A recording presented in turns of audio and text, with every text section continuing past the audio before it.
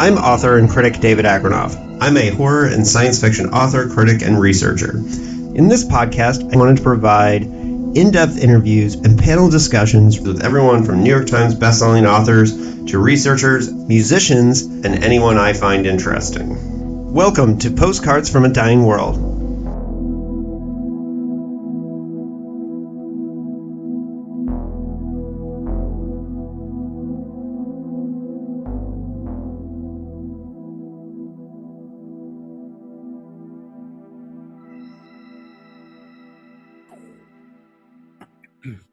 Hello and welcome to Postcards from a Dying World. This is episode 151 of this here podcast. So this is the season opener for season 4 of Postcards from a Dying World.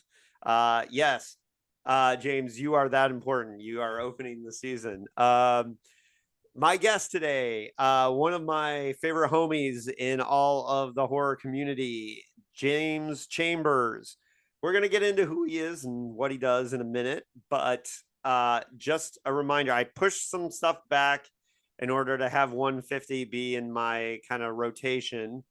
And so 152 should be the Science Fiction Hall of Fame episode on The Weapon Shop by A.E. Von Vogt with dickheads Keith Giles and David Gill. So their first time really getting into A.E. Von Vogt, the man who inspired Philip K. Dick more than any other writer. So James, you're a fan of A.E. Von Vogt, aren't you? Absolutely, yeah. He's a criminally forgotten sci-fi writer from the Golden Age. Slan, The Black Destroyer, Yeah. Isher. Yes.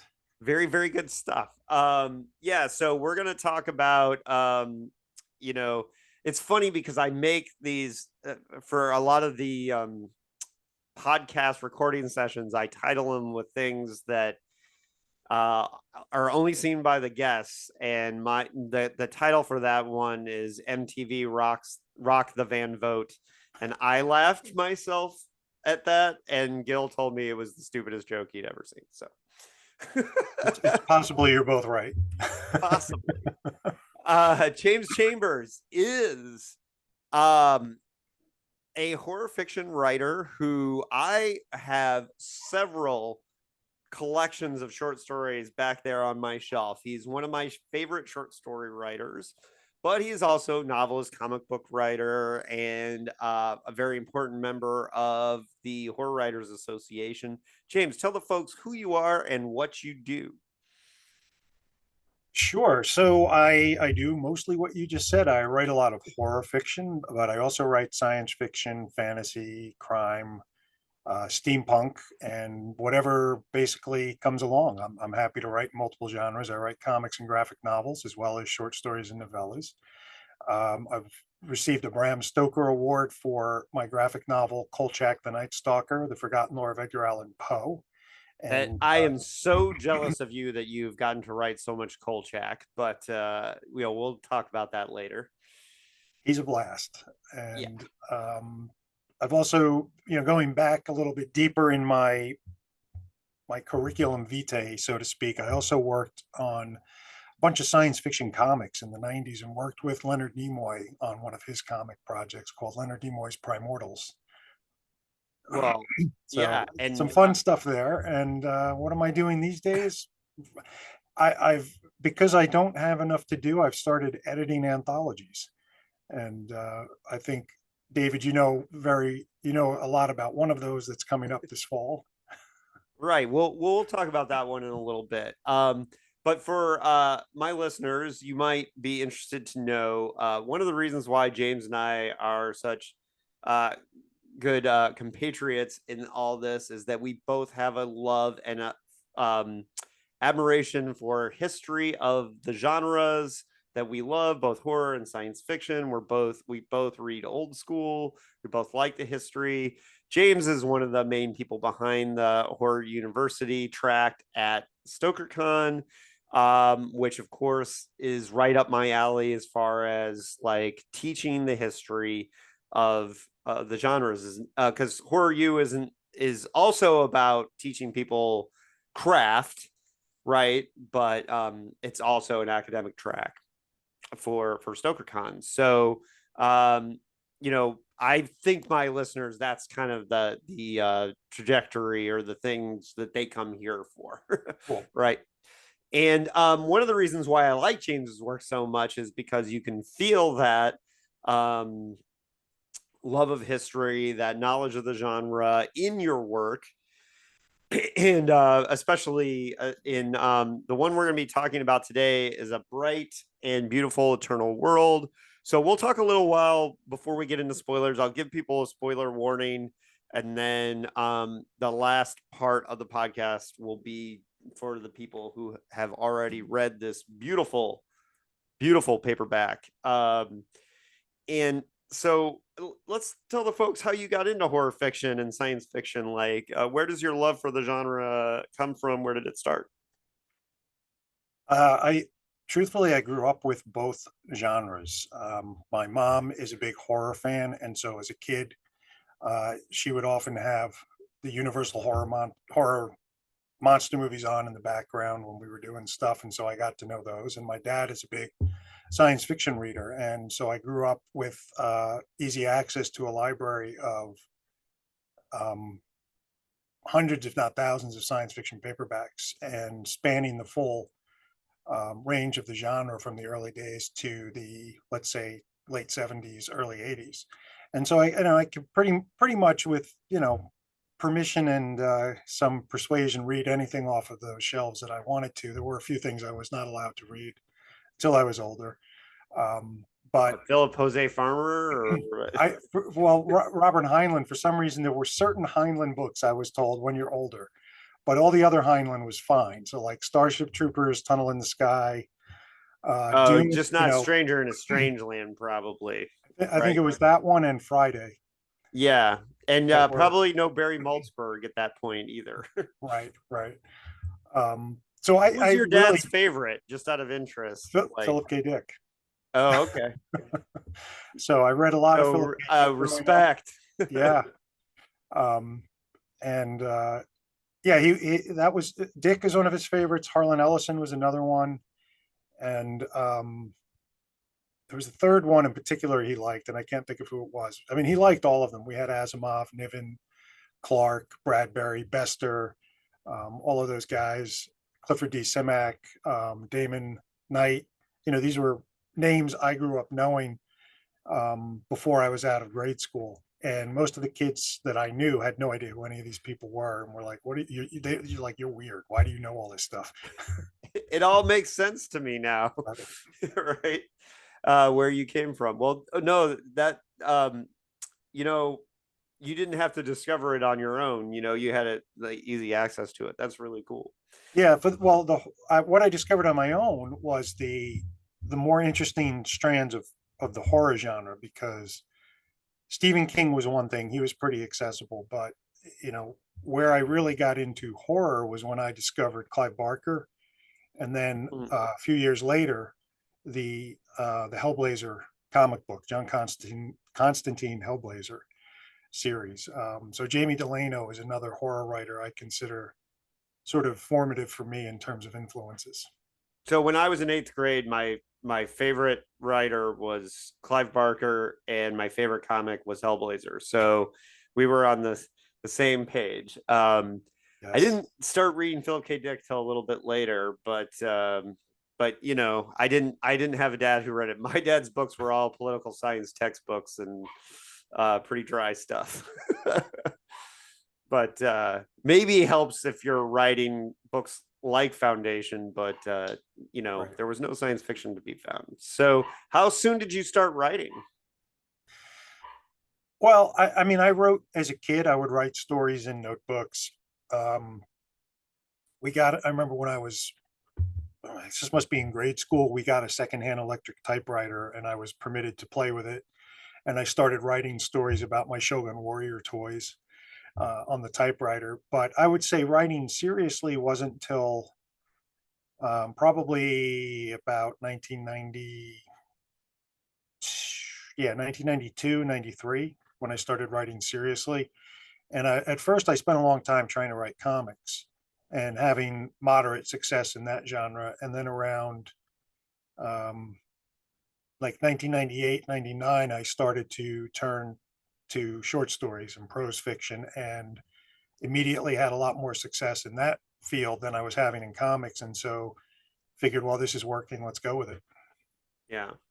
Well, and we first met at Borderlands Horror Writers Boot Camp in 2011, which is much longer ago than I like to think about.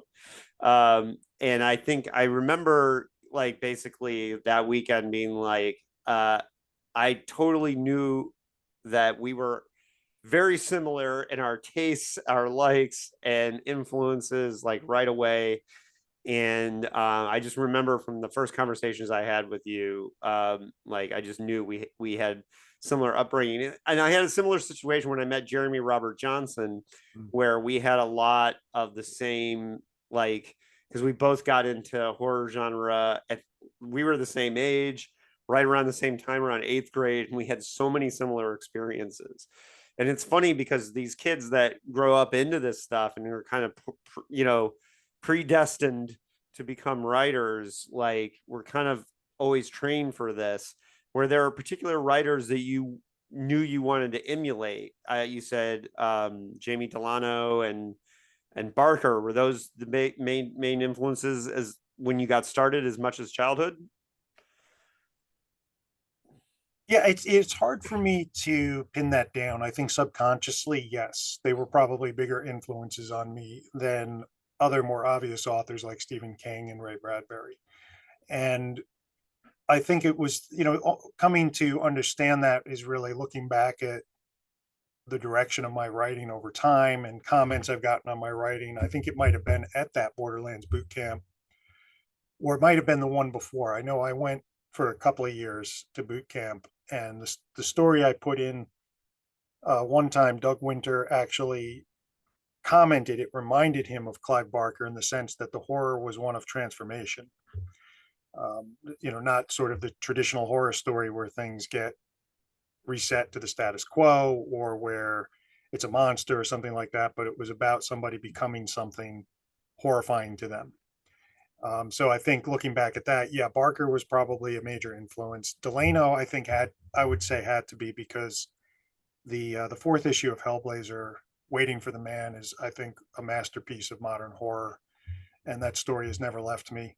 I actually wrote an essay about that story for a collection of essays on Hellblazer, From Bayou to the Abyss, and I got to dissect why that's such a perfect piece of horror, both just in terms of theme and in terms of comic storytelling. So I think that was definitely something that, those are the kind of things that sit in the back of my head. Well, yeah, and my homie of the podcast, John Shirley, who got to write for Hellblazer, I have talked to him many times about how Hellblazer kind of just transcends like yes, it's a DC Comics character who's been in other properties, but it is just a fantastic horror comic on its own, like regardless of where the character came from or for all that. It's just such a grand tradition, and with John Constantine, um, forget the movies and the TV shows. It's just the comic itself, like, is really great. And I personally, and I know John loves his Hellblazer novel that's set in Iraq. Like he's collected chapters from it. I mean, he loves it a little bit more than a tie-in. So you've also gotten to write Kolchak. You've gotten to write Kolchak, was the Night Stalker and Richard Matheson, and that whole he must have been one of the big influences as well too. Because for me, Matheson was the first when I saw his name on Star Trek, and then I saw his name on the spine of a book. I saw his name on Twilight Zone and saw him on the spine of a book. That's where I really started thinking like, hey, writers are people out there. So Matheson was formative for me. Was Matheson formative for you? Less so. And that's mainly because I came to Matheson later.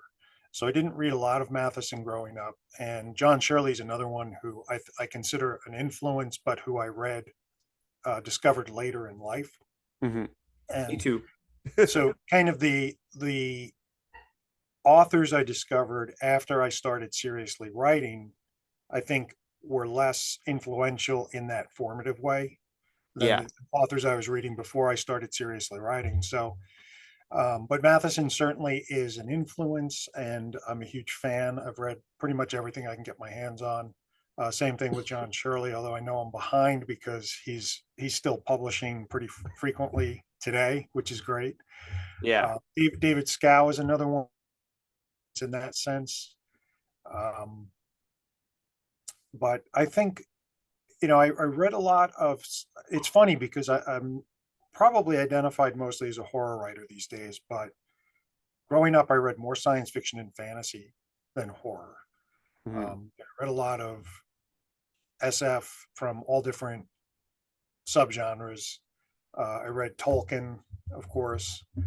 There was this anthology series, a shared world anthology series called Thieves World, that I read in high school, and it was just mind blowing stuff. Really, it was not the typical kind of fantasy stories, and it had a grittier edge to it and different perspectives because so many different writers wrote for it.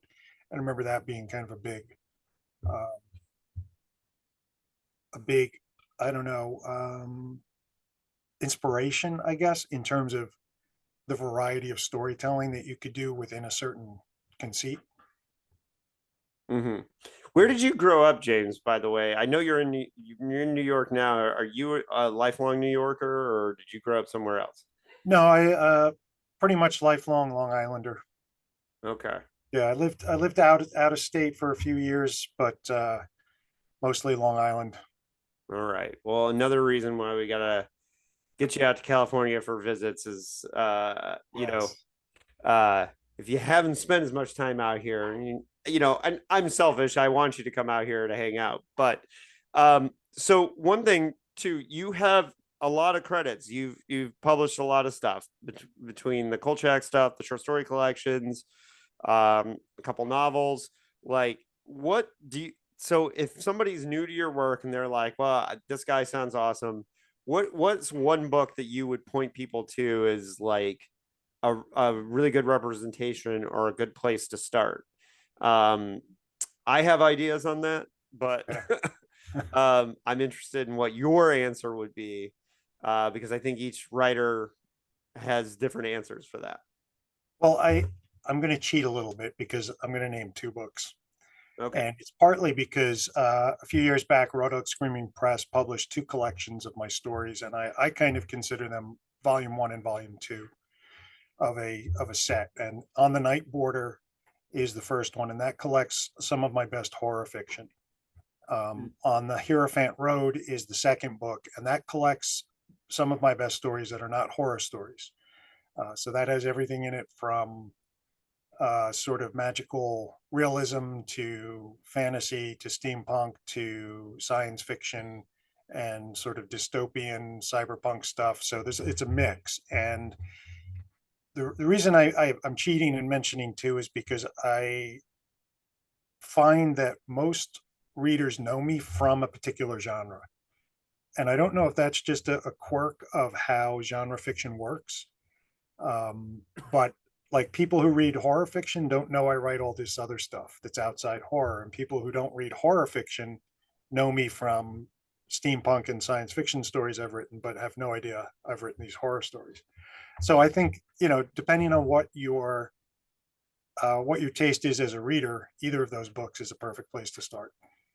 Yeah, on the Night Border was going to be my suggestion. So, as a really great place to start. But this collection that we're going to talk about today is very good, but it's also more cosmic horror and Yes. more like kind of Lovecraftian stuff. And so that really kind of only shows one corner of what you're capable of. So in that regard, that's one of the reasons why I wanted to talk about, some other work. Before we get into that book specifically, let's talk about some of the books that you've been editing or working on. Um, I of course have interest in hearing more about your process on Well, let's talk about how you got into editing and doing that, because that's a very different job from writing, is putting together these anthologies. So I'm not even sure, is Where the Silent Ones, is that your first full anthology, or is you've done one before, right? Yeah, Where the Silent Ones Watch is a follow-up, in a sense, to Under Twin Suns, Alternate Histories of the Yellow Sign. So going back a few years, I had pitched the idea to Derek Hussey at Hippocampus Press about doing a couple of anthologies. One inspired by the Yellow King, the Carcosa mythos of Robert W. Chambers, and then another one inspired by House on the Borderland by William Hope Hodgson. And he liked both ideas, so we went forward with them. And the Hodgson anthology evolved over time to go beyond House on the Borderland to include a lot of Hodgson's other literary worlds and concepts. Well, But and it's funny. So for those who don't know who William Hope Hodgson is, can you give people a short introduction into him? yeah, he is a British writer who died very young at the age of 40 in 1917 in World War One, having written, I think, about four novels and I don't know the exact count, but quite a few short stories in different, not quite, well, a lot of them are weird horror, supernatural horror. Some of them are straight adventure. Some of them are straight nautical fiction.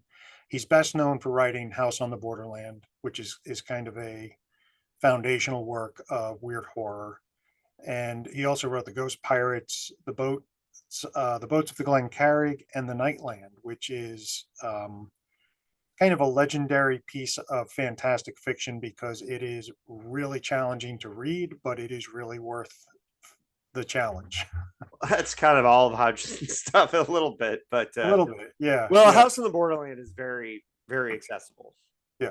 I mean, that one, and that's really kind of your it's kind of diminishing to say it's a haunted house story because it's a lot more than that, but it's clear also that it was a huge influence on Lovecraft, right? Yeah. And so I guess I should have talked to you about this when we weren't recording, but it is my intention to have you and as many contributors to that Hope Hodgson on one particular episode. I just want to set a date and say whoever can come, you're all invited if you have a story. And so we will talk more about that anthology and get into it. But I almost feel like we should wait till it's out so people can read it and have that experience. But people should pre-order that because it's up for pre-order now. Yes. And I have a story in that one. And I actually think I'm the last story in it or somewhere around there. But Yeah. Yeah. I think you and Andy Davidson close out the book. yeah, which Uh, is a cool position to be in because yeah. I respect Andy's work a lot. In the Valley of the Sun is I think one of the best 21st century horror debuts. Um, but anyways, yeah. So, and if anyone's interested, my story is a Philip K. Dick retelling of House on the Borderlands, which really basically what happened is you said you were doing this anthology and asked me if I'd be interested in submitting something. And at first I'll be honest with you, I was like, it's been a long time since I read Hodgson. I mean, I had, right? But I was like, let me read House on the Borderland again and see if it jars anything. And right around that time, I had been doing research for the Scanner Darkly episode of um, the Dickheads podcast. And what I realized was that there are some similarities to the geography of Philip K. Dick's abandoned Marin County house to the house on the Borderland. And for folks who don't know, after the events that inspired Scanner Darkly, all the drugs and everything, Phil abandoned his house, went to Canada, tried to commit suicide, got institutionalized, and then ended up moving to Orange County, never went back to that house. And so it just gave me the idea like, oh, we could recast So here's the thing. I don't know if any other editor would have bought that story because they had to have the knowledge of Hodgson and Philip K. Dick to get the story. So I actually think being at the end is a good place because if you're not a dickhead, you may not get the story, right? So I Yeah, don't know. yeah, you have to have a particular set of influences or cultural references to really get it. But I mean, it stands very well on its own for even for those who are not familiar with Philip K. Dick's life. Well, and I shall say, I will say that, well, I took some liberties with timelines and things Yeah. that were happening. Um, there's a lot of accuracy and detail, and I really wanted to kind of mirror and both, right? So I reread House on the Borderland like 6 times Oh, before. wow. Okay. Maybe not 6, but I reread it a bunch of times with my highlighter, and there are Mm. certain, passages that were very very important to me. And then since I had just done all that research for the podcast, the Scanner Darkly stuff was all in my head. So um but yeah, I'm really excited about that anthology. Can you tell some of the folks some of the other names that are in it? Just Yeah, we have a great contributor lineup. I think we have 20 something contributors who wrote short stories and poems, including, and I'm just going off the top of my head, so I will apologize to anybody that I forget to mention. John Langan, Michael Sisko, Andy Davidson, Ellie Daniels, Elle Marie Wood, Lisa Morton, um, Patrick Freeval, Todd Kiesling, Linda uh, Addison. Linda Addison, Maxwell Ian Gold, Stephanie Wojtovich, Ann K. Schwader, Kyla Lee Ward, Tim Wagoner, Steve Rasnick Tem, Teal James Glenn. I'm going through the whole list now. Yeah, it's um, great. yeah, Yeah, and if you're not familiar with William Hope Hodgson, do two things: uh, buy a collection of his work and this collection, and you will not regret it. I Especially guarantee. those. If you come and listen to this podcast, you must value the old school. You must value reading stuff from the past. So, I mean, a foundational horror fiction ghost story from 1909 or whatever year House on the Borderlands came out. You know, gosh, yeah, can't say enough. Definitely pick that up. So, and Where the Silent Ones Watch, right, is the Right. title. Yeah. So pre-order it. Yes, And James please, put all the please. work in on that. Do you have any other anthologies you plan to work on in the near future, or are you keeping that close to the vest? I am already working on another one, which hasn't been announced yet. So I'll keep it under the vest for now, but probably this fall I'll start teasing it. Got it. All right. Yeah. Well, that is exciting news. Okay, so and you said you're about to start working on a novel. What genre are we chasing next? Horror. This one is Horror. straightforward horror and supernatural horror. All right. Yeah. Well, I'm already sold. So, and I should say, and I gotta thank you publicly. James has been one of my trusted readers for the last couple of years. So my most recent novel, for example, People's Park, that came out. I wasn't sure that novel was going to work because I thought it may be too hyper local because it was about my hometown. And James and my buddy Desmond Reddick of the Dread Media podcast were the two people that I sent it to and said, okay, you've never been to Bloomington, Indiana. Does this novel work? And so I can't thank James enough. He's read a couple of my novels before they came out. Did I send you last night? I don't know if I did, but No, no, I didn't read that one. you did not read that one. Okay. So I have sent you many over the years. So, and I really appreciate that.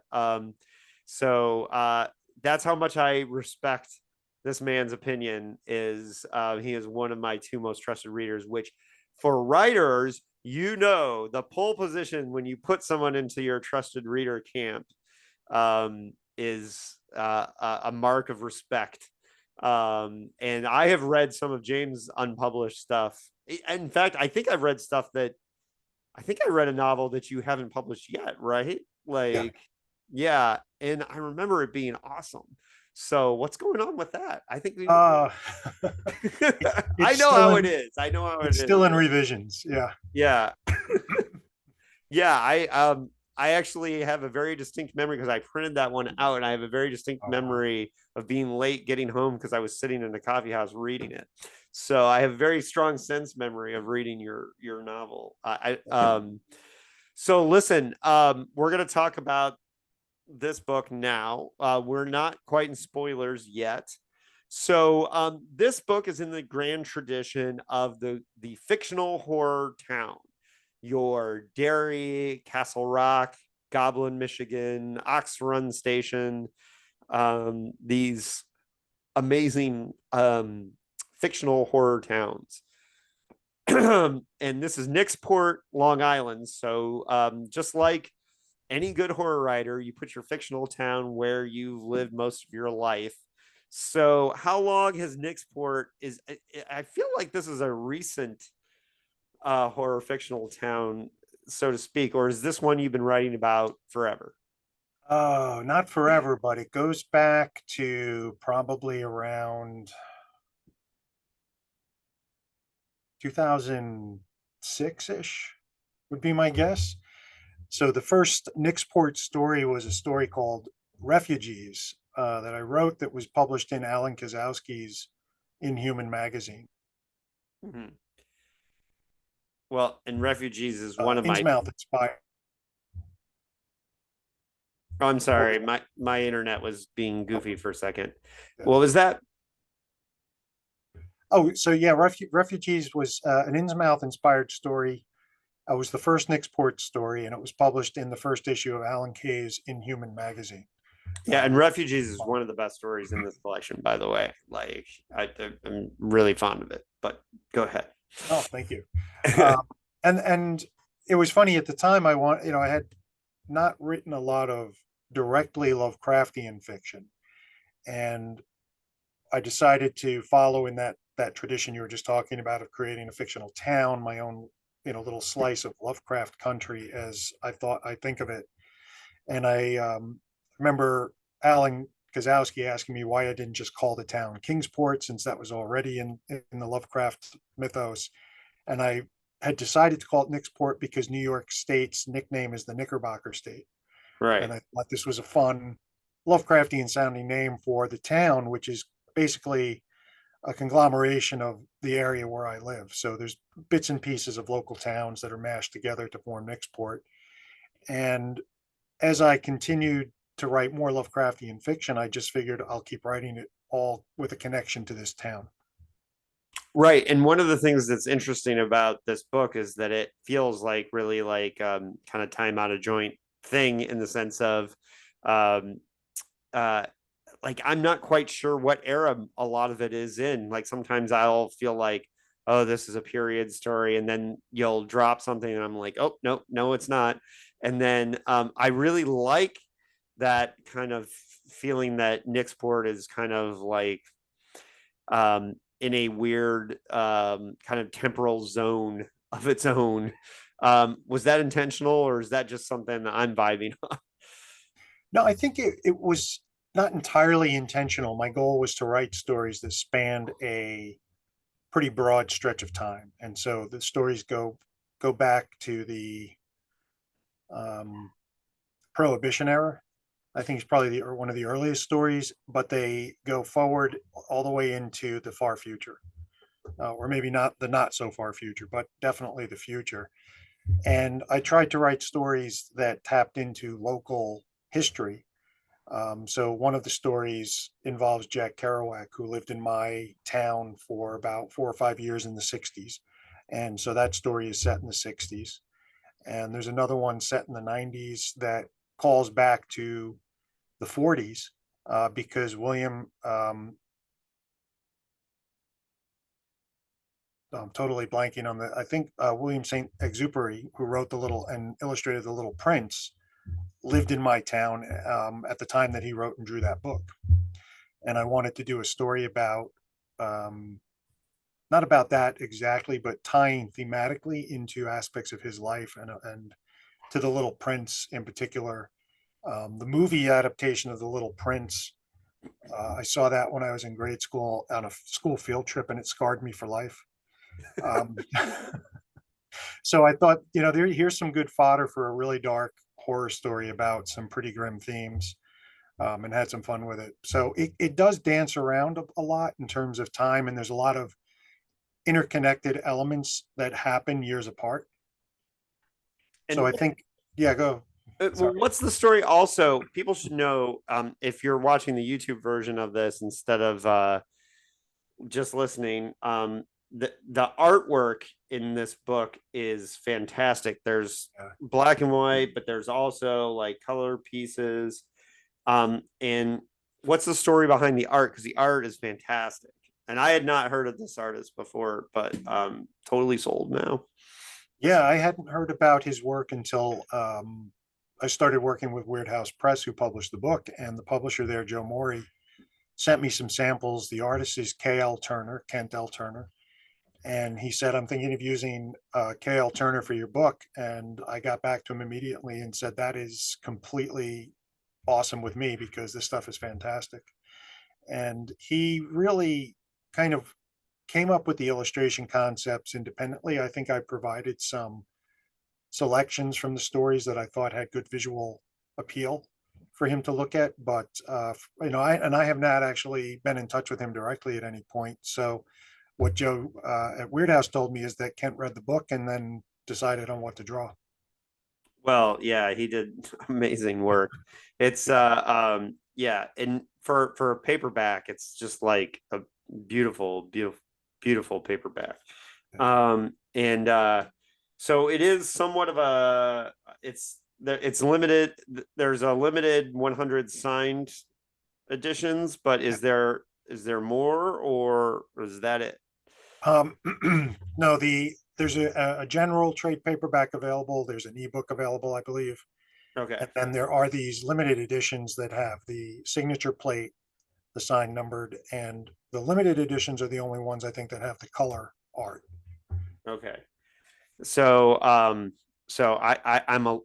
lucky, and that's because you gave me Yes. this copy at StokerCon. And I traded you a not so fancy version of People's Park. But hey, My copy of People's Park is totally unique because it has that wonderful inscription from you on it. exactly. Well, and yes, you personalized mine too, so there is that. Um, it's funny. James Reich, his copy of People's Park, I signed it out to John. I signed it to Jonathan Lethem, and was going to give it to Jonathan Lethem, and he was like, "Oh, I bought it last night at the." He bought it during when we were at the bookstore and we did the live podcast. And he's like, "I've already got it," and then so I said to James, I was like, oh shit, this one's already made out to Jonathan Lethem. He's like, I'll take it. And so we kind of laughed that his is made out to Jonathan Lethem. Um, so hey, that it's a one of a kind, right? Exactly. Yeah. It's made out to somebody else. But yeah, so this is a beautiful book. It's really great. Before we get into spoilers, what are your favorite stories in this collection? Because whenever I talk about my short story collections, I definitely have favorites. I know, people, some people will lie and say like, "Oh, I love all my children," right? But I think short story writers, we have our favorites, right? What's your two? Give me two favorites. Yeah, I think my okay, I have three, but I'll give you just two. I know I keep cheating. I'm like, I'm just gonna give you one more. No, All's Well That Ends, which is the story I mentioned that involves Saint Exupery and the Little Prince and a married couple going through a very difficult time, a difficult period of grieving that they're not dealing well with, who summer in the house where Exupery lived when he wrote and drew that book, just a couple of years before he vanished, in flight. over the Mediterranean. And I got to bring together a lot of weird, disconnected things in that story that interested me, and was able to tie it all into I thought, nicely tied into the Migo, which is a Lovecraftian creature from Yuggoth. And I had a lot of fun with that one. And the other one I would pick is Stars on the Fringe of a Black Hole. And that one is a sort of a follow-up to or inspired by The Color Out of Space. And it's the first One of my story. two favorites as well. Oh, thank you. All right, we're on the same wavelength. But I think I mistitled it in my review, but that's okay. Um, it's the first story I've written to seriously grapple with a lot of the turmoil and strangeness of the pandemic shutdown of COVID-19. and It's there's the a first couple story I wrote stories where I in here really that tried to dig into emotions and ideas related to that. yeah, and there's a couple stories in here that are about that, and we'll talk more about that in spoilers. But there were a couple that were written during that era, right? Yeah, Yeah. I think so. Mhm. Mm-hmm. Yeah. So my two favorites, Black Hole one is Stars on the Fringe of a Black Hole, and then also the title story at the end were the two that got to me. But we'll talk about why in spoilers. But yeah. So before we get into spoilers, let me just say if you're on the fringe of this black hole, deciding whether you're gonna like get sucked into James's short story collection, I would say yeah, I'm a little biased because like he's one of my favorite people in this genre, but um this is, if you like Lovecraftian cosmic horror, um this is it does more than just play with the power chords and the tropes of the genre. James is bringing some like really new and interesting things to it. And one of the reasons why fans of cosmic horror like to read new takes on it is because we get new voices, bringing new modern sensibilities to some of these old and classic ideas. It's one of the reasons, I'm really a big fan of Cody's mythos stuff. And I particularly like when authors like don't like feel like they're having to do pastiche exactly like Lovecraft and be like more Lovecraftier than Lovecraft, right? And that's not this. This is a James Chambers cosmic horror collection. It's not, you know, it's not like a cover album, right? So that's what I would say as far as and even in black and white, this art is beautiful. So like even if you don't get the full color version, I highly recommend for the art alone. The other thing too is that it's really well paced as far as like one story building on the other and like having like kind of different energies. So is there anything you want to say about the collection process and how you ordered the stories? Yeah, this was a little bit of a challenge to put together because it was a mix of reprints and new stories that I wrote, and I wanted it to hang together in some sense without upsetting sort of the chronological sequence of it. And so there's a story that takes place. And the title story had to end the collection. It had Yes, to. It couldn't go anywhere else. Right. exactly. There's a story in there called Basement Gin that appears later in the book. I think it may be almost the second to last story. I forget off the top of my head. And it's a little confusing because so much of that story takes place in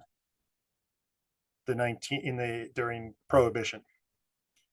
And so it was tricky for me to kind of balance how does this all paint a picture of this place and the lives and characters connected to it and the horrors that they've encountered. but it was fun. It was fun to put it together. It was a challenge, and I hope that it reads well in the order. Yeah, and I think the order is great. So on that note, we're gonna have, it probably won't be a super long spoiler section, but I don't know, maybe we'll see how it goes. But at this point, I think you should have ordered it already. You should also pre-order Jim's and collection that he just put together, the Hope Hodgson, not just because it has a story for me in it, but that does, I think, add to it. Um, but I think it's mostly because it has like 26 incredible authors involved. So yeah, get that one. So on that note, before we get into spoilers, can you tell folks how they can find you or follow your work? Yeah, the easiest place to find me is jameschambersonline.com. That's my website, and that has a lot of good information, story samples, links to interviews and podcasts and things like that, and news about my projects. And I'm very easy to find on Facebook as James Chambers, and Instagram as Mothman13, and Twitter as Mothman13. And I recommend you follow him so you can keep up on the work that he's doing. And you're also, like I said, involved with, heavily involved with StokerCon and Horror University and doing all that stuff. So, and I am bound and determined to make sure that Jim is at Philip K. Dick Fest 2026 in Orange County. So you can probably find him there as Phil called it in Radio Free Album with Plastic Town, USA. We are going to be having a great time there. So that's a place where you can find both of us. So anywho, on that note, we're gonna get into spoilers. So follow James, buy his work, all that stuff. If you are intending to read this book, you can pause this here podcast and come back later, because we are now going to talk about spoilers. So I know about ending a collection on a specific story because Amazing Punk Stories, for example, had to have the opening and closing stories because I did bookends. A la, Ray Bradbury was one known to do that quite often. Was so that the last story had to be where it was. Did you have to? Did you bookend this collection, or was it just the last story that you had to have at the end? Yeah, no, I didn't bookend it, but there are some stories in A Bright and Beautiful Eternal World that are sort of sequels or continuations of stories that were published in the Engines of Sacrifice, Yeah. which is a collection of 4 Lovecraftian novellas that I published in, I think, around 2012. And I wanted to come back. They were Nixport stories too, and I wanted to come back to some of those stories, not all of them, but there are references throughout A Bright and Beautiful Eternal World to things from that book.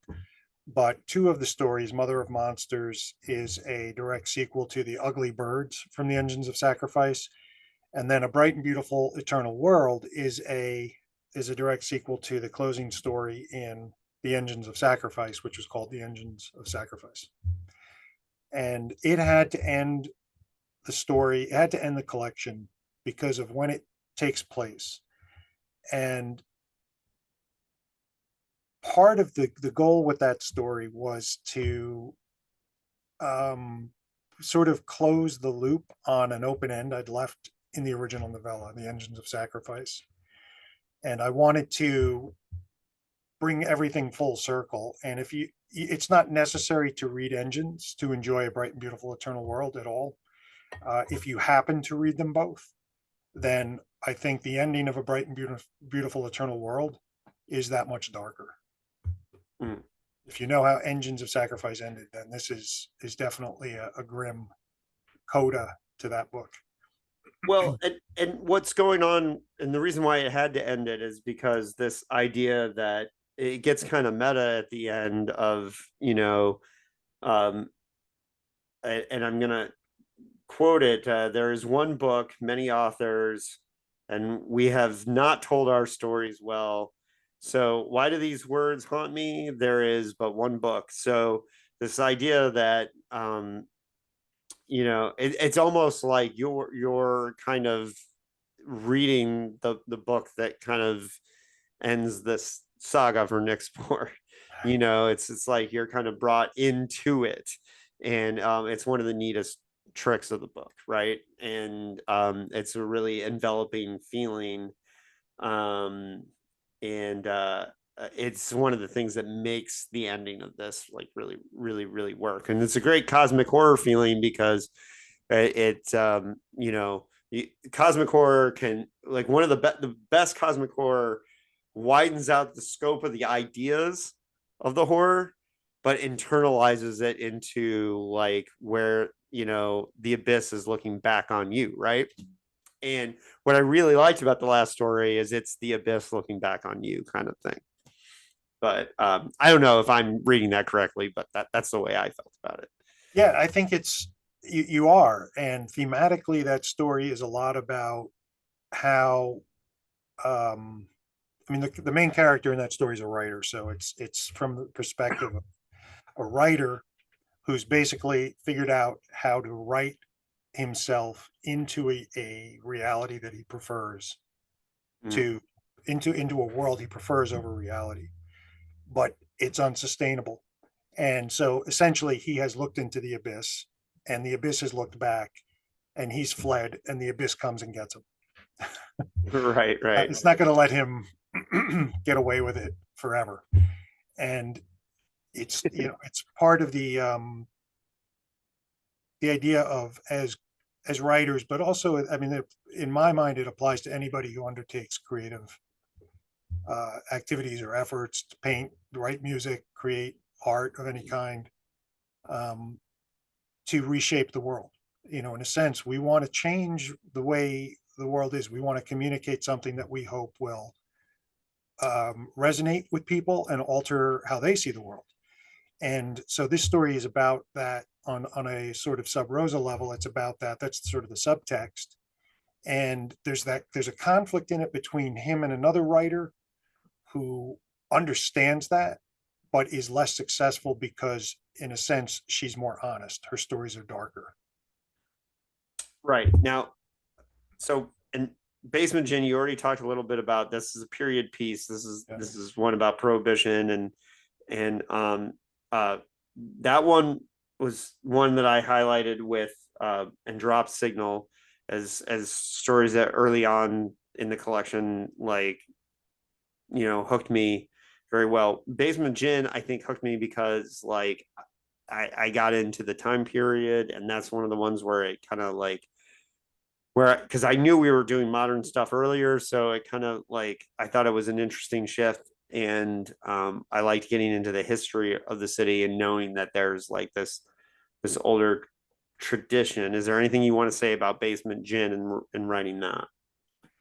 Yeah, I had a lot of fun writing Basement Gin because it does play with timelines. So the context for that story is one of the few recurring characters in the Nixport stories is Spence, the bartender and owner of Rakers, which is a popular local. It's the bar for the locals in Nixport. It's not the fancy bar or anything like that. It's the bar where the baymen would go after they docked for the day, that kind of thing. And it's based on a bar that still exists where I live today. That is where Kerouac drank when he lived in Northport, Long Island. Um, and I wanted to bring a lot of things full circle in Basement Gin. So it's about a character, a bootlegger from Boston, who gets wrapped up with some refugees from Innsmouth at the time, around the time that the FBI is torpedoing Devil's Reef, and he finds himself inextricably woven into this sort of history of the town because he's with this group, this family, when they flee Innsmouth and relocate to Nixport, and it's almost 100 years later when through a sequence of events, um, a notebook that he left behind in their house is found by a firefighter who brings it to Spence at Rakers. And so Spence is reading this notebook. And everybody else who's looked at it thinks it's total fantasy. But because Spence has been part of Nicksport for his entire life, and he knows the darkest secrets and the realities of some of these horrors, he knows there's more to it. And he takes these two guys and they go out to investigate what happened at the house and find out exactly what's left of this bootlegger, which surprisingly, I don't know. I don't want to spoil it too much because I feel like the ending is kind of Well, the idea here is that everyone's read this at this point. oh, okay, great. So at that point, they come to the house, which had burned in a fire, and go into the basement and essentially dig up this bootlegger who has been trapped in the basement of this house for 100 years in a weird transformed state that he fell into when he refused to essentially refused to accept Dagon as his Lord and Savior, and was metamorphosed into this weird bone creature that they then set free. And so, in a lot of ways, that is kind of taking one of the characters in the Nicksport cycle, Spence, and giving him a concluding story, ending kind of his story, because it even at this point he's like in his 90s, and there's commentary from him that the town has changed. A lot of the darkness is lifted, or it's just not as present. And so there's a little bit of a ray of hope there for Nicksport until they go out to this house and find almost a literal skeleton in the closet. There's something buried there, suggesting that there's still plenty of horror and dark secrets buried around the town. Right. And so that story is also definitely connected to refugees then, because that's the other Innsmouth inspired story. And refugees, I really liked the relationship with the two researchers, or the and because they get into, that's you're in for being able to talk about the folklores and the legends that that directly connect this to the Lovecraftian elements, and kind of like these ancient beasts of the sea that we know are like connected to Dagon and all that stuff. And that's where you really are playing with the power chords of Lovecraft in this way. But I think effectively they work really well, even if you're not like super knowledgeable of mythos fiction, right? So I think Refugees and Basement Gin work really well together. And I don't remember if they're back to back. Were they? I don't think so. No. I think Refugees was first, right? Mhm. So yeah, it was. And so one of the things that's interesting about those is that I think of those stories together, right? A little bit. So even though they're quite a bit of distance from each other in the collection, which is really funny. Um, yeah. So Well, and there's a third story in the collection, Odd Quahogs, that is sort of the first to deal with that sequence. So that's the same family that escaped from Innsmouth, the Marish family in Odd Quahogs, Refugees, and Basement Gin. right, and those are some of the more directly, although Narthalatep, or however you say, like he shows up, Yeah. but he when Narthalatep shows up, it's always going to be a tiny little reference. That's the way that part of the mythos works. Is it's always like little hints.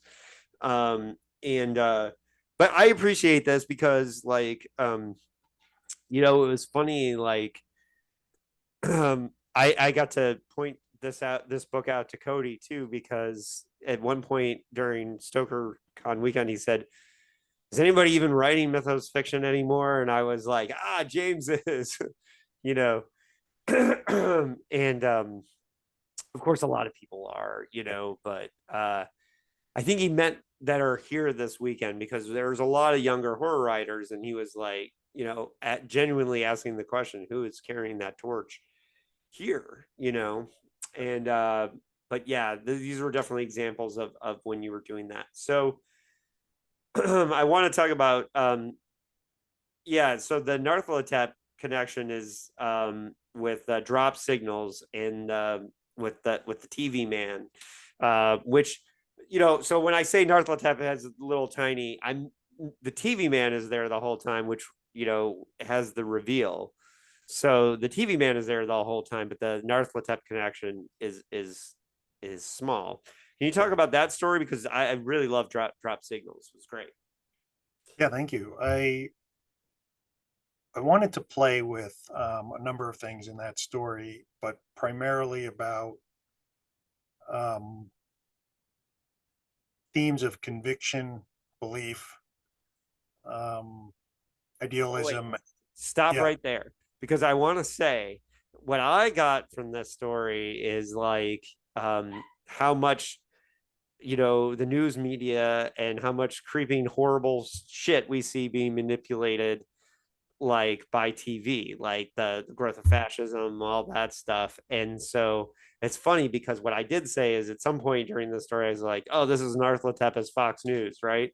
And and so was that the intention? Because that's what it felt like to me a little bit. that wasn't really the direct intention. It was more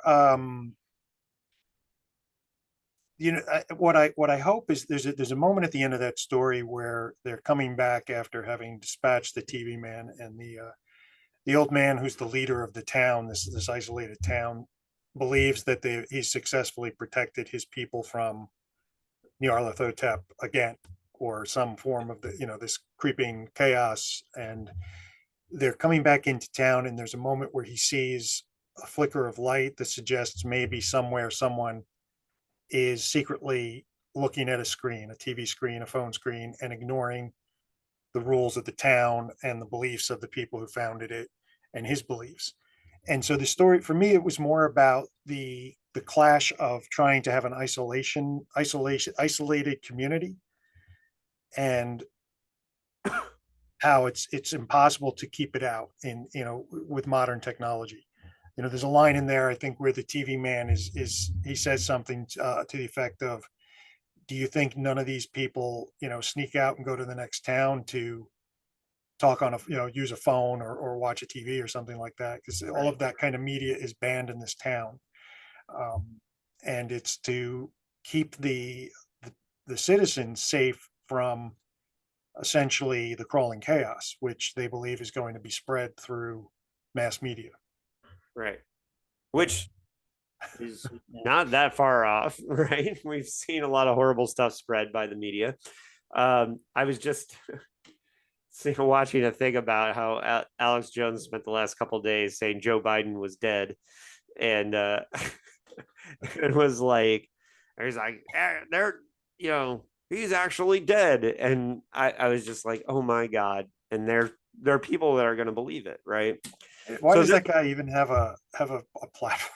it is unbelievable. Yes. Yeah, and I said that in my review. I said Nixport is a city haunted by a chorus of whispers, and one of the reasons why I described it that way is because one of the things I like about this collection is like all the best cosmic horror. It's like I just read Cody and Anthony and Ryan Thomas's like body horror collection like right after I read this, which is all like fart similes and disemboweled heads being thrown at people and all this stuff.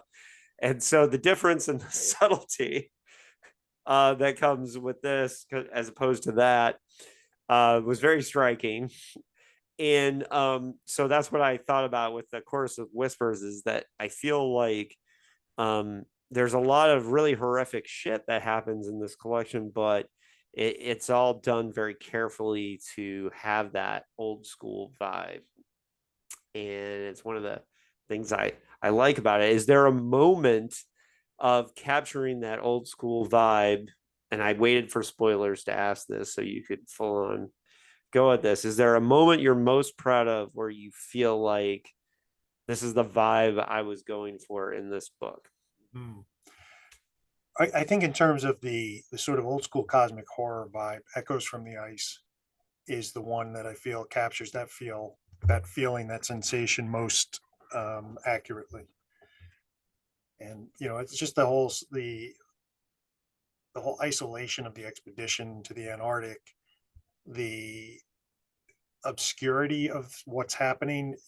We're seeing this through the eyes of characters who don't know what's going on as they watch these weird Norwegian musicians assemble this bizarre sculpture that works like a harp. And they capture a shoggoth, and there's all of this stuff, just everything goes wrong, and people's brains are warped. And I felt like that. And at the end, it's hinting at this is just the beginning of a greater uh, sort of awakening of what's frozen in the ice. And so it was a pickup from it at the Mountains of Madness. And I think that one nicely captures that old school cosmic horror Lovecraftian vibe. Oh yeah, it does. All right, so stars on the fringe of a black hole. Like this one is what the kids would call a vibe.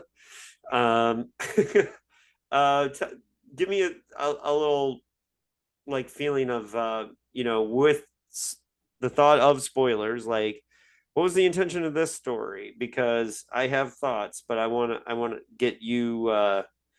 Yeah. There's kind of two competing ways that the narrative is told, right? Like two different styles of like a little bit of back and forth, which it kind of adds to the tension of it. But go ahead. Yeah, this story is really about people forced to live in relationships or proximity with or proximity with people they'd rather not be with. And it's partly inspired by the end of The Color Out of Space. So if you've read that, you know that at the end of the story, most of the color returns to space, but Yeah. a small amount does not. The small amount falls back to Earth and is trapped forever in the Miskatonic reservoir. Um, and I thought that was an interesting piece of Lovecraftian lore to pick up on, because the color is now trapped here. It's isolated. It's not where it wants to be. It can't leave. It can't be with whatever entities it wants to be with. And that to me resonated with a lot of the experiences people had during the COVID lockdowns and shutdowns. And so in this story, we've got a couple of characters who, just on the eve of the pandemic lockdown, discovered that their marriage was falling apart, was imploding. Um, they struggle to get through that without having anywhere else to go. They struggle with keeping up relationships with family over distance, eventually being forced to go and visit them in person, which is a kind of its own horror within that context of the COVID lockdowns. And at the same time, the family they're going to visit has the protagonist's parents, who and his brother had come to live with them during the lockdown because he was away doing research in Arkham, and had nowhere to go. And so he came home. But the brother is a problematic character for a lot of reasons. Yeah. And and and so it's basically putting all these characters in these weird, inescapable pressure cookers. And just the idea that, picking up on that sense that I think a lot of people had during the pandemic, that every day you got up and the screw turned another notch and tightened the sort of this claustrophobic sense, around your psyche. It Well, wasn't. and I think being set near New York City and the fact that you live near New York City, because I think your experience with COVID depended upon how close you were to areas that had real bad outbreaks or versions of it. Like San Diego County, for example, was not like one of the worst hotbeds. So a lot of people that just didn't leave the city or didn't watch news from other places didn't necessarily see as huge an impact as like New York City, where there were refrigerator trucks, with bodies and things like that. So I think you being near New York and like writing from a New York perspective, you know, adds a little something to the kind of creeping horror of it. You know what I mean? Because like you guys got some of the worst COVID in the country in New York City, Yeah. you know, and the lockdown was, I think, a little bit more intense, like at least certainly than the city that I live in, right? And also, we didn't have winter here. Yeah. So it was easy for people to go and be outside all the time, like because we just don't have winter in the same way. So like people didn't feel quite as isolated, I don't think. Yeah, um, that's a good yeah, point. Yeah, winter was definitely difficult. yeah, That because whole people are already a little bit isolated in winter in New York. I know I lived in New York for 5 years, so um, not New York City, but I lived in upstate, but close enough. I know what the winters are like. But yeah, I think that story I think is one of the ones that really has it feels the most different. It's one that I feel feels like one of the more original pieces that doesn't feel quite as connected to the kind of the power chords of the of like the Lovecraftian thing. So I think it gives it a very unique feeling, and it's one that as your friend, I was very very proud of you when I read that story. I mean, I was for most of the collection. I was like, God damn, James is kicking butt. But for this particular one, I really felt very strongly about it. It was a very powerful story. So that's one of the reasons why I highlighted it. But I don't know if I'm cutting you off in the middle of a thought by saying that. No, no, it's fine. I was just thinking about when you were saying it's one that plays least in that sort of, with the power chords and the conventions. And I started to think, well, it's also the only one where really I sort of flipped things around, and instead of humanity encountering the sort of vast, incomprehensible cosmic horror, it's almost like I humanized the cosmic horror in this one because the Right. color is almost the character. Yeah. And I hadn't thought about that until you just said that. And I didn't do it intentionally. I didn't set out to do it that way. It just that's how the story developed for me and evolved. Yeah. Well, that's always like a fun thing about when you put these out to people reading it is they get different conceptions. When I interviewed Duncan Barlow about The City Awake, his novel, the City, comma, Awake, and I completely interpreted the novel completely wrong and in this really funny way. And then, he told me like 2 years later, he's never thought of that novel the same ever again because because he said he can't get my take on it out of his head, and it started to become like a take he believes is real. But at the time when he first said it, he's like, no, that wasn't my intention at all. And I was like, well, that's how I took it, and I would have to go back and listen to my interview with him about it. But it was funny, just to hear him say, no, that's not at all. And then 2 years later, he's like, okay, all right, now I see what you were saying.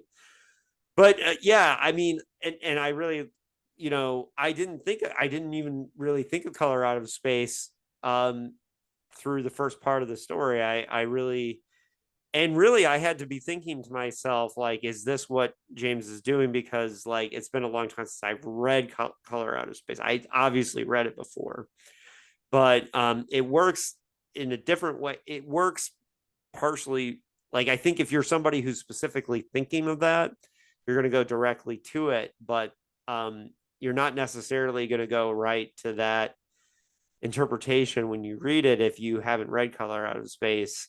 And so it almost becomes two stories, right?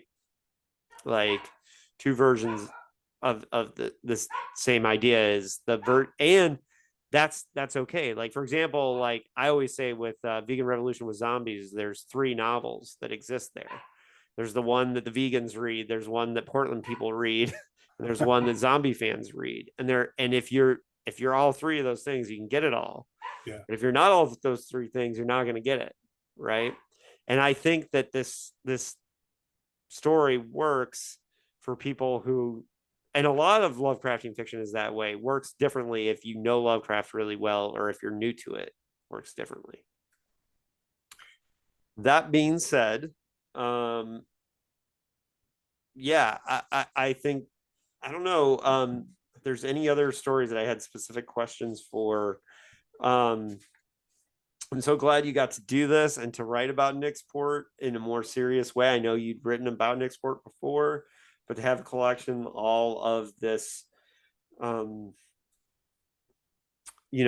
all set in the city, it puts your town on that map that we talk about the fictional towns. And I know you and I've talked about. I don't want to write this book, but if somebody wants to write an academic book about the fictional horror towns, I think that would be a fantastic book, or maybe even an anthology of essays where people write different essays. Somebody write about these fictional towns.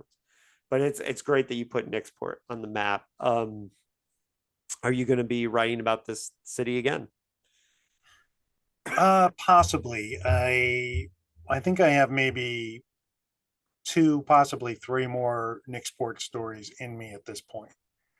And I have been talking with a publisher about the possibility of um, reissuing an expanded and sort of um, remastered edition of the Engines of Sacrifice to pair with A Bright and Beautiful Eternal World. So I think if that happens, I'll probably write a couple of more Nixport stories, and then I think you know Yes, please. well, thank you. Yeah, I think that might be it for a while though. I've spent a lot of time in Nixport, and I love it, but I've been editing these anthologies inspired by Robert W. Chambers and William Hope Hodgson.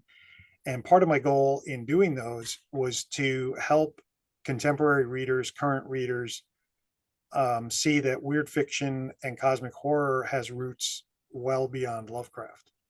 I think, everyone knows Lovecraft. His influence is unquestionable. Um, a lot of people are uncomfortable with Lovecraft and his influence. Yeah, Yeah, it's a see, great, this book will great tell book. you all about them. That's all you, yeah. It's on my reference shelf right here on my desk. Yeah, that book has a great reading list. um, Yeah. and Well, I feel like I kind of want to move beyond Lovecraft's version of cosmic horror, for a while, and get into some different areas. oh, you know a book you need to get? Speaking Uh, of right next to it, I want to give a recommendation. Have you heard about this book, I After haven't. Engulfed? It's Cosmetism and Neocosmicism, Oh, and cool. H.P. Lovecraft, Philip K. Dick, Robert Heinlein, and Frank Herbert. It's connecting cosmic horror to science fiction. Oh, I'm in. Yeah, it's from Hippocampus, your press. So you should Oh, put definitely them I'm on the in. Yeah. horn and tell them to send you a copy. Hippocampus I, Press is doing so much to keep the history of horror and weird fiction and cosmic horror alive. It's such a great thing. Hippocampus sent me this because they wanted me to get this lady on the podcast. And I Oh, feel cool. bad because I have tried, but she lives in Australia and Uh, the timing is very, very hard. I did write a very intense review of this book, and my copy is extremely well highlighted and loved. And I do believe I quoted it in unfinished, but yeah, it's yeah, Professor Wilson and I were super ready to have this lady on, and we just couldn't get the timing right. But yeah, great book. oh, But yeah, that tradition and that history is definitely one we want to promote. And on that note, I think the next time you'll be back is probably, hopefully, with a dozen or more of the authors that are in that anthology, and we can all like talk about each of our stories. And um, but if not, I'm sure I'll have James on for some. I gotta have you on at some point for one of the Sci-Fi Hall of Fame stories. But oh, I'd love to. Yeah. yeah, and then and we're we got lots of good stuff coming up, and it's funny when sometimes when you pull out these stories, like a couple years ago, I didn't know who CL Moore was, and I didn't know her now because I know she's connected to my hometown, I've become like a massive devotee of her work, and she's like so important to the 30s weird tales thing, and I had no idea, right? That's an example. Like it's so much deeper than we realize a lot of times. And so on that note, James, it was awesome talking with you. I'm going to nerd out about one more thing after we stop recording, but I really appreciate your time. We've already told the folks how to find you. Is there any last thing you want to say about this book that everyone should get? Oh, just They should already have it if they're listening to this point. yeah, if you've read it, if you've purchased it and read it, thank you very much, and I hope you enjoyed it. And if you're about to read it or purchase it, thank you, and I hope you enjoy it. David, thank you so much for having me on and for the really thoughtful review. I think that's, one of the things I've grown to appreciate as an author over the years is really well thought out critical reviews. And I always appreciate that. I see so many reviews that are just sort of superficial and knee Yeah. jerk, and you just are, okay, that's, the reviewer didn't really make an attempt to get what was happening in that book. And uh, you're an outstanding reviewer, so I always appreciate it when you take the time to look at something I've written. Well, thank you. I appreciate that, sir. Believe me, I know because as the author of The Last Night to Kill Nazis, there's before I announced the title, I kept calling it my Holocaust revenge novel. And, the amount of times they're like, lots of dead Nazis. And I'm like, God, there's so much more there. Please look. I, have always appreciated when people look deeper, and but I also appreciate when there's a book that gives me a reason to. So thank you, James. And I appreciate your love for the history of the genre. It's one of the reasons why we're literary brothers from another mother. But I always appreciate your work for that reason, because the history of the genre lives inside the spines of your books, sir. So I appreciate that. So, folks, the next episode should be the Science Fiction Hall of Fame episode on A.E. von Vogt, The Weapons Shop. That should be next. But if not, it's possible that it could be our review of season 2 of Star Trek Prodigy, because I'm recording that too, which is great if you haven't watched season 2 of Prodigy, and it's on Netflix.